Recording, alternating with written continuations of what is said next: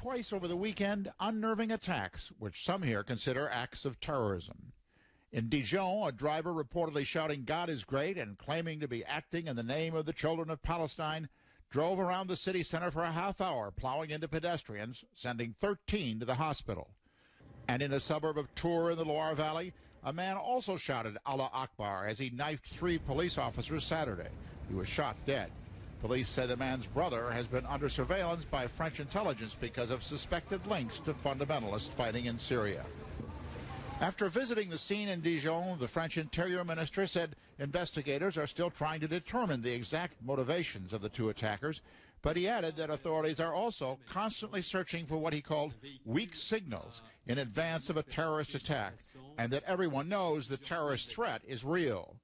Both incidents seem the kind of thing the experts have been warning about, attacks by extremists acting alone. There's obviously a crisis of identity. From these individuals, from these young people. They're looking for something. They're looking to exist for a kind of recognition. And they feel that through that engagement, they will find that recognition. In fact, statistics released just last week by the Interior Minister indicated just how serious the threat may be.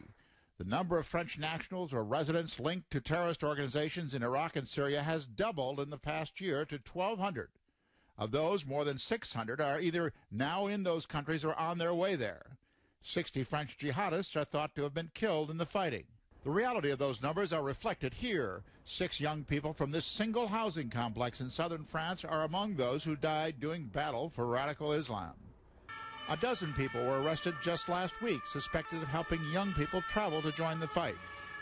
And more family members of those who have been self-radicalized or recruited by fundamentalists have come forward, hoping to prevent more French young people from joining the jihadists.